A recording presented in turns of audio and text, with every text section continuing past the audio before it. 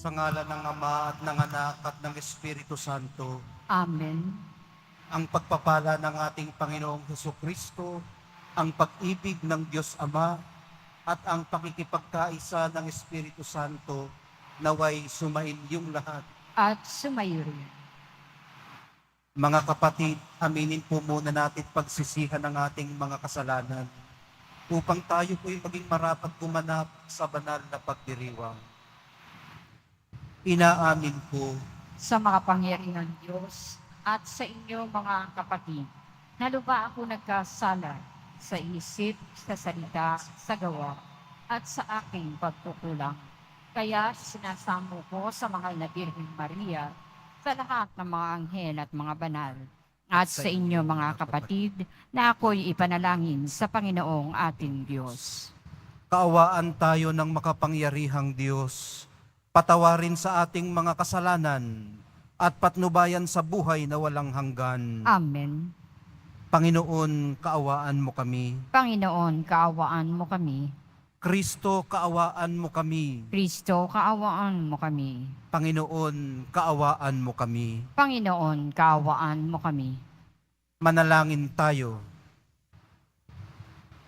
Ama naming makapangyarihan, ikaw ang may-ari sa tanang kinapal, at ikaw ang tumatawag sa aming paglilingkod para pangasiwaan ang tanang umiiral sa Sansinukob.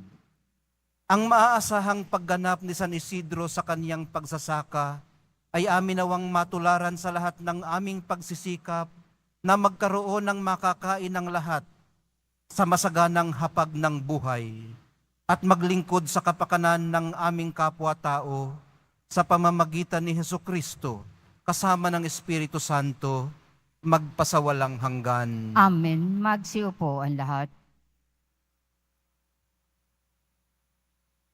Pagbasa mula sa mga gawa ng mga apostol. Noong mga araw na iyon, sinabi ni Pablo sa matatanda ng simbahan ng Efeso, "Ingatan ninyo ang inyong sarili at ang lahat ng kabilang sa kawan, sapagkat inilagay sila ng Espiritu Santo sa inyong pag-iingat. Pangalagaan ninyo ang simbahan ng Diyos na kanyang tinubos sa pamamagitan ng kamatayan ng kanyang sariling anak. Alam kong pagkaalis ko'y magsisipasok ang mababangis na asong gubad at walang patawad na sisilain ang kawan. Mula na rin sa inyo'y lilitaw ang mga taong magsasalita ng kasinungalingan upang mapasunod ang mga alagad at sa gayoy mailigaw sila.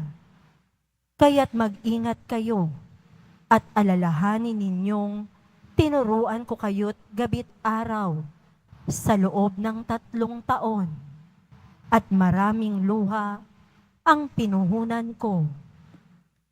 At ngayoy itinatagubilin ko kayo sa Diyos at sa kanyang salita na nagpapahayag ng kagandahang loob. Siya ang makapagpapatibay sa inyo at makapagbibigay ng lahat ng pagpapalang inilaan niya sa lahat ng kanyang pinapaging banal. Hindi ko hinangad ang pilak, ginto o pananamit ninuman. Alam ninyong nagbanat ako ng buto upang kumita ng ikabubuhay naming magkakasama. Sa lahat ng pagkakataon, ipinakita ko sa inyo na sa pamamagitan ng ganitong pagpapagal ay dapat ninyong tulungan ang mahihirap. Alalahanin ang mga salita ng Panginoong Hesus. Higit na mapalad ang magbigay kaysa tumanggap. Pagkasabi nito, lumuhod si Pablo at naglaging kasama nila. Silang lahat ay umiiyak at hinagkan si Pablo.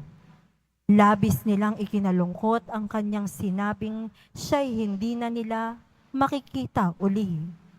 At siya'y inihatid nila sa barko. Ang salita ng Diyos. Salamat sa Diyos. Tanang mga kaharian, ang poong Diyos ay awitan. Tanang mga kaharian, ang poong Diyos ay awitan. Sana'y iyong ipadama ang taglay mong kalakasan, ang lakas na ginamit mo noong kami isang galang. Magmula sa Jerusalem, sa iyong tahanang templo, na pati ang mga hari dooy naghahandog sa iyo.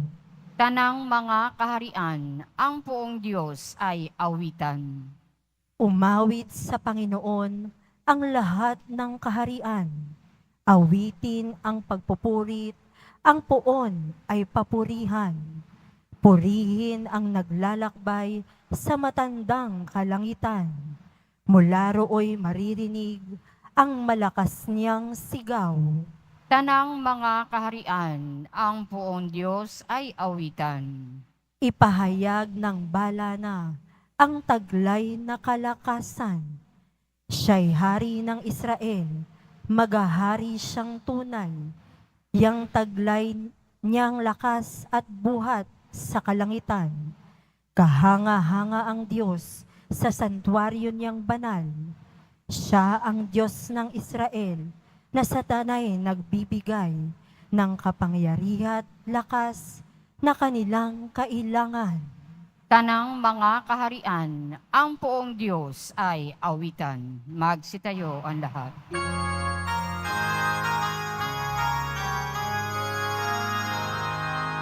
Alleluia, Alleluia, Alleluia, Alleluia.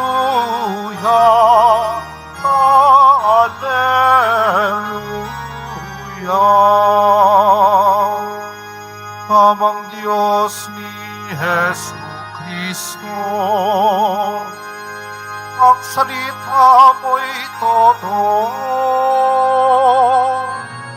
Kami ay pabanalin mo. Alleluia, Alleluia,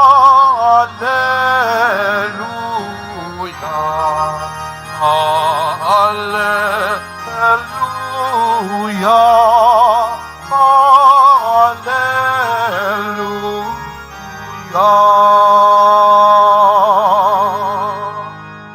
Sumainyo ang Panginoon. At sumayo rin. Ang mabuting balita ng Panginoon ayon kay San Juan.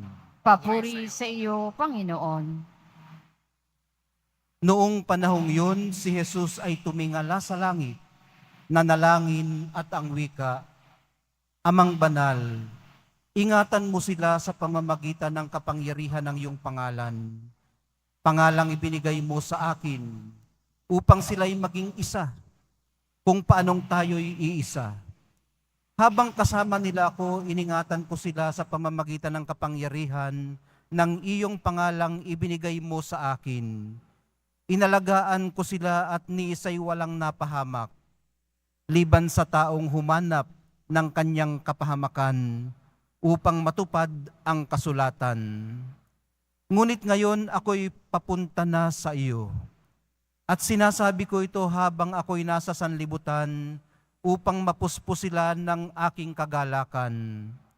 Naibigay ko na sa kanila ang iyong salita at kinapuotan sila ng sanlibutan sapagkat hindi na sila makasanlibutan. Tulad kong hindi makasanlibutan, hindi ko idinadalangin alisin mo sila sa sanlibutan, kundi iligtas mo sila sa masama. Hindi sila makasanlibutan, tulad kong hindi makasanlibutan. Italagam mo sila sa pamamagitan ng katotohanan, at ang salita mo'y katotohanan. Kung paanong sinugo mo ako sa sanlibutan, gayon din naman sinusugo ko sila sa sanlibutan. At alang-alang sa kanila'y itinalaga ko ang aking sarili upang maitalaga rin sila sa pamamagitan ng katotohanan. Ang mabuting balita ng ating kaligtasan. Pinupuri ka namin, Panginoong Heso Kristo. Magsiupo ang lahat. Ginugunita po natin ngayon si San Isidro Labrador. Gaya niya, si Apostol Pablo ay nagtrabaho din bilang isang tent maker. Kahit siya'y Pariseo noon, sanay siya sa trabaho. Naggawa ng mga tent. Hindi siya nanghingi nung siya'y misyonero na, nung siya'y si Apostol Pablo na. Naghanap buhay siya para hindi maging pabigat sa mga nagpatuloy sa kanya. At ngayon, tulad ng mahal na pong Jesus Nazareno sa Ebanghelyo, nagpapaalam na rin siya. Nagbibilin. Nag-iiwan ng katuruang maaaring panghawakan ng kanyang mga maiiwan. Ang sabi po niya, higit na mapalad ang magbigay kaysa tumanggap. Marami raw luha ang pinuhunan niya para sa mga taga-Efeso sa loob ng 3 taon. Ano ho kaya ang nagpaluha sa kanya? Marahil ay hindi naman masyadong naiiba sa nagpapaluha rin sa atin. Nakakapaluha ang masidhing damdamin. Ano man yun, umaawas na parang tubig ang matinding lungkot, saya, at pagdadalamhati. Sa case ni Apostol Pablo na nagpapaalam na, maaaring dalamhati o pighati. Sa English, grief. Pwede naman gamitin yung dalamhati at saka yung pighati interchangeably. Nangangahulugan lamang yun ng grief. Pero ang sabi niya, lumuha siya hindi lang nang nagpapaalam na siya. Ang sabi niya, araw at gabi, sa loob ng 3 taon, namuhunan siya ng luha para sa mga taga-Efeso. Kagaya rin po natin, maaari ding ang itinuturo niya ay siya mismo ang gustong makarinig. Kaya nakaka-resonate siyang mabuti sa kung ano ang sinasabi niya. Nahigit kanino man, sinabi niya ang mga yon sa kanyang sarili at hinayaang mapakinggan din ng iba. Kaya nagiging epektibo ang mga preachers. Kapag higit kanino man, sinasabi niya ang kanyang sinasabi sa kanyang sarili. Yun namang mga nagsusulat, sinusulat nila yung mga sinusulat nila dahil sila mismo ang gustong makabasa. Ibinubuhos nila doon ang kanilang diwa at hinahayaan nilang makibasa sa kanilang mga balikat ang ibang tao. Kaya marami siyang na-encourage. Ang tawag sa kay Apostol Pablo ay man of encouragement. Pag ibinuhos mo na kasi ang iyong sarili sa paglilingkod at sa paglilingkod lamang, nangangahulugan po yun na may mga isasakripisyo ka para sa mas noble na purpose ng iyong buhay. At para mayakap mo ang realidad ng kinakaharap mong kawalan, yung loss o yung emptiness, ay pinakamabuti pang ipagdalamhati mo ang kawalang ito. Mag-grieve ka para mas maibigay mo ang iyong sarili sa pinaglalaanan mo ng iyong buhay. Ang isang pari o brother o madre, isang halimbawa, ay mas ma-enjoy ang kanilang celibacy pag sumailalim sila sa grieving process na hindi na nga sila makakapag-asawa. Ang isang mag-asawa, isa pang halimbawa, ay mas ma-enjoy ang kanilang buhay may asawa pag sumailalim sila sa grieving process na hindi na nga sila maaaring magbuhay binata o magbuhay dalaga ngayong pamilyado na sila. Pinupurify po ng luha ang puso. Hinuhugasan ang diwa at nililinis ang kalooban. Ayon nga kay Apostol Pablo, hindi ito kawalan o kalugihan, kundi isang puhunan. Puhunan sa paglalakbay patungo sa buhay na ganap at kasiyasiya. So, kumusta na po ang inyong puhunan? Makapal pa ba? O numinipis na? Sa mga pagkakataong natatapyas na, ang puhunan natin sa paglalakbay sa buhay, yung tipong kaunting nasabi lamang ng ating kapwa, na-offend na tayo. Yung po kasing puhunan na sinasabi ko ay naiipon simula pa pagkabata, lalo na sa inyong foundational years, na ikaw ay umaani, nabubuhusan ng unconditional love mula sa iyong mga magulang. Kakapal ang iyong puhunan. Kahit na ikaw ay mabuli, ngayong ikaw ay teenager na, kaya mo yan dahil alam mo naman na mahal ka.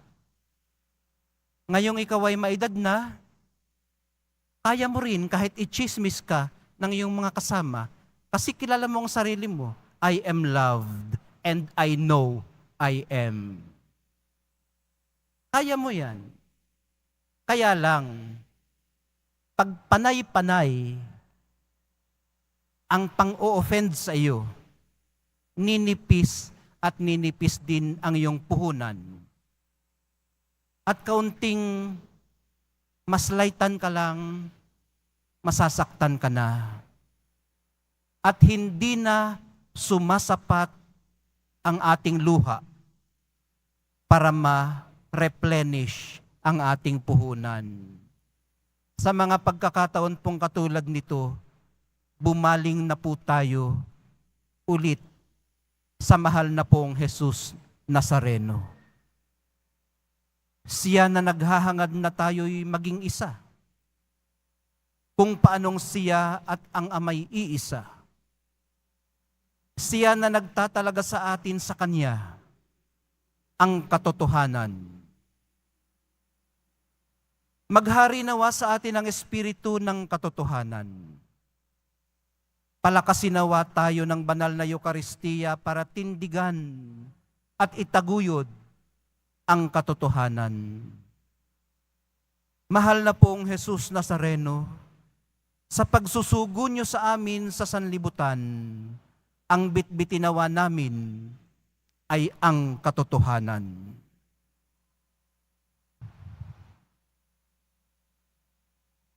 Magsitayo ang lahat.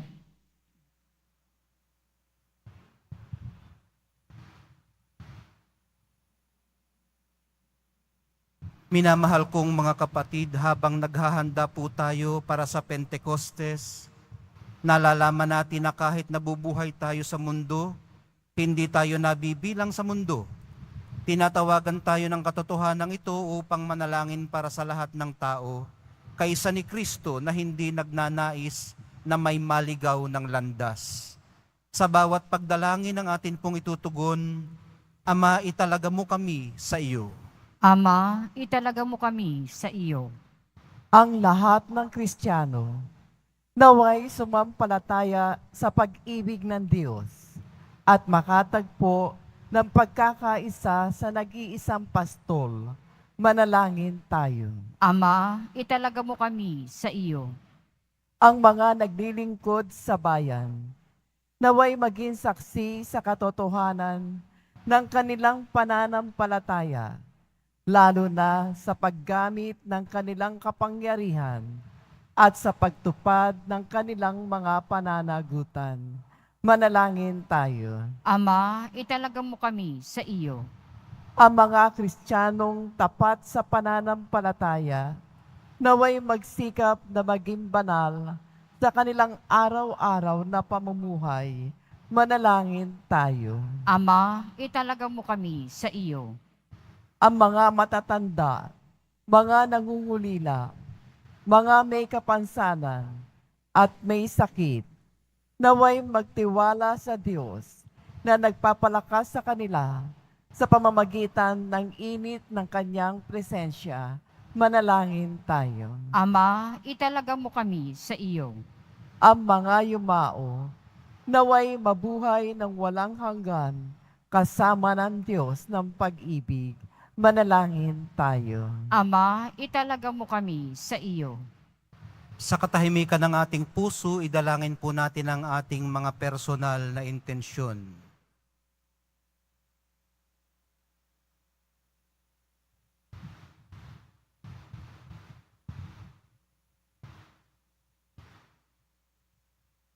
Manalangin tayo. Ama, italaga mo kami sa iyo. Butihing Ama, habang iniibig namin ang isa't isa, nabubuhay ka sa amin at nagiging ganap ang iyong pag-ibig na nasa amin. Tanggapin mo ang aming mga panalangin sa pamamagitan ni Kristo na aming Panginoon. Amen. Magsiupo ang lahat.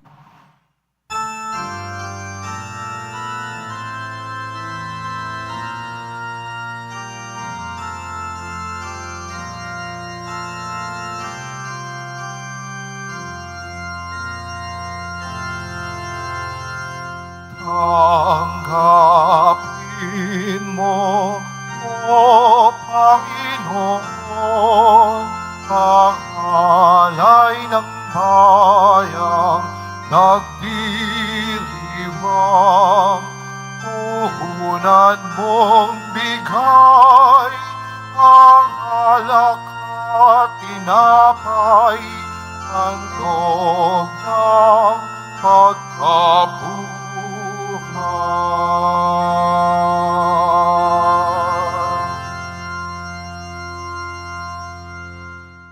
Magsitayo ang lahat.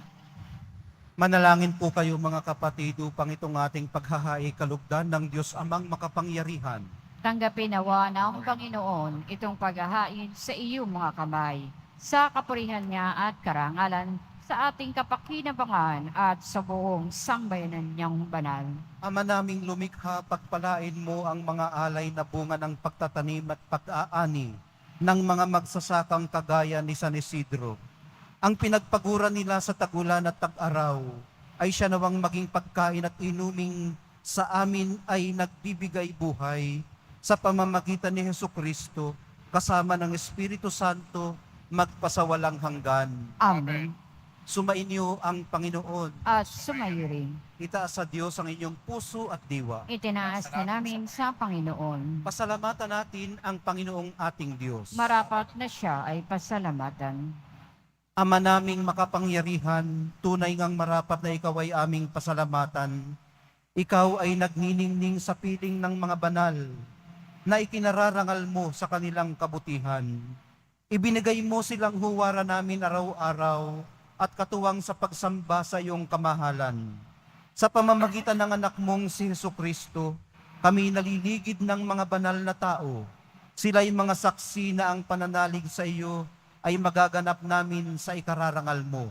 Kaya kaisa ng mga anghel na nagsisiawit ng papuri sa iyo, nang walang humpay sa kalangitan, kami nagbubunyi sa iyong kadakilaan. Santo, Santo, Santo, Panginoon Diyos ng mga hukbo, napupuno ang langit at lupa ng kadakilaan mo, o sana sa kaitaasan. Pinagpala ang naparirito sa ngalan ng Panginoon, o sana sa kaitaasan. Magsiluhod ang lahat. Ama naming banal, ikaw ang bukal ng tanang kabanalan. Kaya't sa pamamagitan ng iyong Espiritu, gawin mong banal ang mga kaloob na ito, upang para sa amin maging katawan at dugo ng aming Panginoong Hesus Kristo.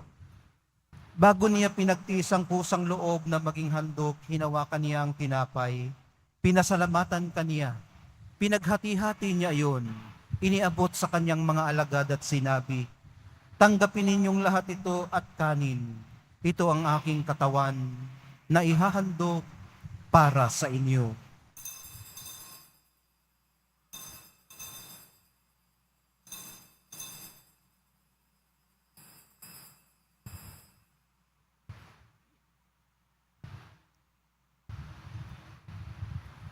Gayon din naman noong matapos ang hapunan, hinawakan niya ang kalis. Muli kanyang pinasalamatan.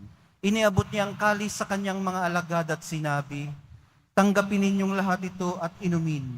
Ito ang kalis ng aking dugo, ng bago at walang hanggang tipan. Ang aking dugo na ibubuhos para sa inyo at para sa lahat, sa ikapagpapatawad ng mga kasalanan. Gawin ninyo ito sa pag-alaala sa akin."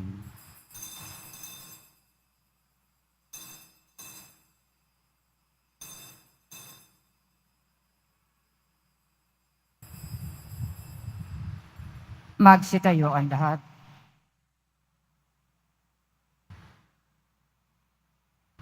Ipagbunyi natin ang misteryo ng pananampalataya. Si Kristo'y namatay, si Kristo'y nabuhay, si Kristo'y babalik sa wakas ng panahon. Ama, ginagawa namin ngayon ang pag-alala sa pagkamatay at muling pagkabuhay ng iyong anak. Kaya't iniaalay namin sa iyo ang tinapay na nagbibigay buhay at ang kalis na nagkakaloob ng kaligtasan. Kami nagpapasalamat dahil kami iyong minarapat na tumayo sa harap mo para maglingkod sa iyo. Isinasamo namin kaming magsasalo-salo sa katawan at dugo ni Kristo ay mabuklod sa pagkakaisa sa pamamagitan ng Espiritu Santo. Ama, lingapin mo ang iyong simbahang laganap sa buong daigdig. Puspusin mo kami sa pag-ibig, kaysa ni Francisco na aming Papa at ni Jose na aming Obispot ng Tanang Kaparian. Alalahanin mo rin ang mga kapatid naming nahimlay nang may pag-asang sila'y muling mabubuhay. Gayon din ang lahat ng mga pumanaw. Kawaan mo sila at patuloyin sa iyong kaliwanagan. Kawaan mo at pagindapatin kaming lahat na makasalo sa iyong buhay na walang wakas. Kaisa ng mahal na Birhen Maria na ina ng Diyos, ng kabiyak ng puso niyang si San Jose, kaisa ng mga apostol, ni San Juan Bautista, ni San Isidro Labrador, at ng lahat ng mga banal na namuhay dito sa daigdig ng kalugod-lugod sa iyo.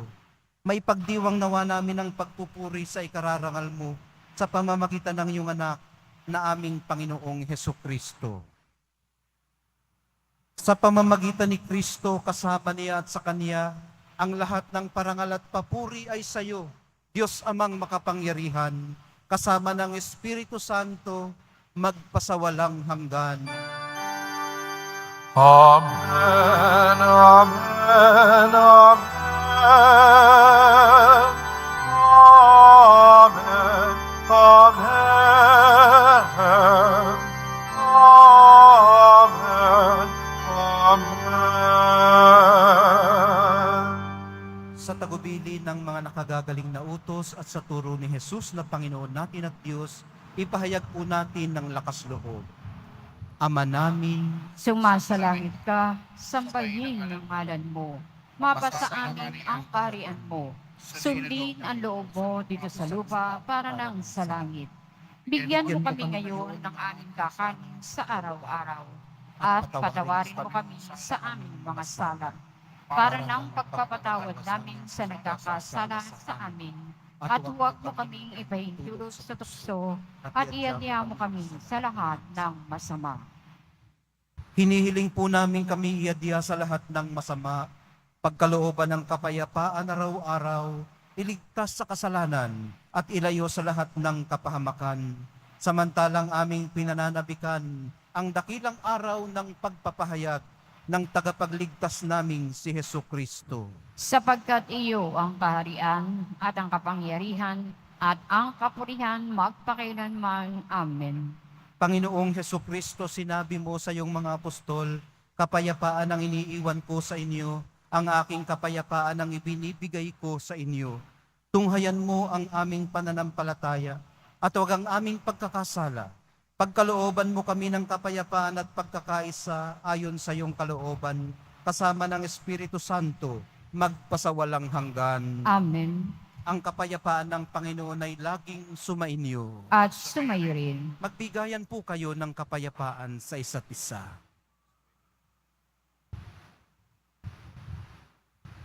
Kordero ng Diyos na nag-aalis ng mga kasalanan ng sanlibutan, maawa ka sa amin.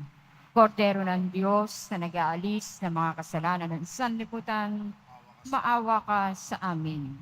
Kordero ng Diyos na nag-aalis ng mga kasalanan ng sanlibutan, ipagkaloob mo sa amin ang kapayapaan. Magsiluhod ang lahat.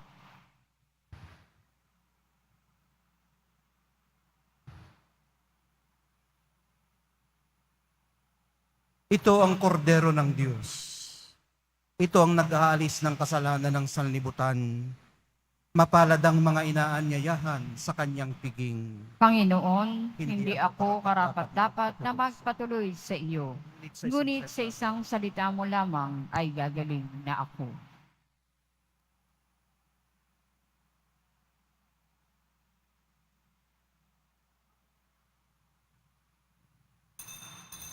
Para sa lahat ng tatanggap ng banal na komunyon, sasagot po tayo ng amin pagkasabi ng pari o ng lay minister ng katawan ni Kristo at isubo agad sa bibig bago umalis sa harapan ng pari o lay minister. Sumunod po tayo.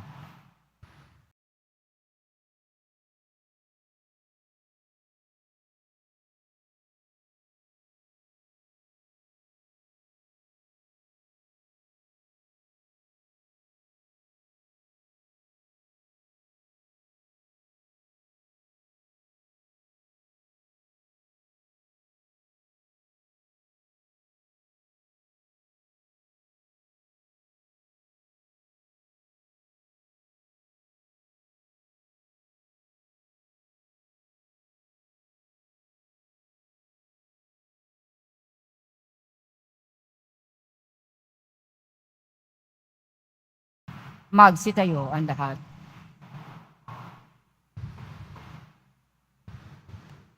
Manalangin tayo. Ama naming mapagmahal, ipinagpapasalamat namin itong aming pagsasalo sa tanim at ani ng mga magsasakang katulad ni San Isidro na iyong itinangal. Ang kanyang malasakit na paglingkuran ka at ang kapwa ay siya nawang umiral sa aming pagsisikap na hainan ang lahat ng iyong bigay na kakanin sa araw-araw sa pamamagitan din ni Hesukristo, kasama ng Espiritu Santo, magpasawalang hanggan. Amen. Sumainyo ang Panginoon. At sumayo rin. Mahal na pong Jesus Nazareno, inihayag mo sa pamamagitan ng krus ang walang maling na pag-ibig ng Diyos sa sangkatauhan. Pakinggan mo ang kahilingan ng iyong angkan na nagsusumamo sa iyo. Makamtanawa nila ang inyong katugunan at tanggapin ang kasagutan na may utang na loob na tinatanaw. Basbasan din po ninyo at pagpalain ang kanilang mga pinasasalamatan, hinihiling at pinagsusumakitan sa araw-araw, pati na ang daladala nilang mga imahin at dasalan. Matagpuan din po nawa nila ang kanilang mga hinahanap. Sa pamamagitan ng bendisyon na ito, naway maalala nila ang mga pangako nila noon sa binyag, na ikaw ang kanilang iibigin at paglilingkuran bilang Panginoon magpasawalang hanggan. Amen. At pagpalain kayong lahat at ang inyong pamilya at mga komunidad ng makapangyari at mapagmahal na Diyos, Ama, Anak, at Espiritu Santo. Amen. Naihandog na po natin ang banal na misa sa paglalakbay po natin sa buhay araw-araw. Lumakad tayo sa liwanag, kapayapaan at pag-asa ng ating minamahal na Nuestro Padre, Jesus Nazareno. Salamat sa Diyos.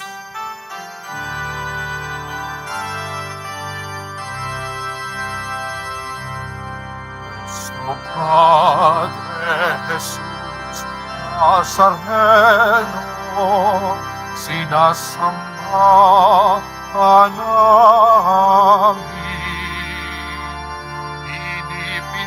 Pinipintuho ka namin.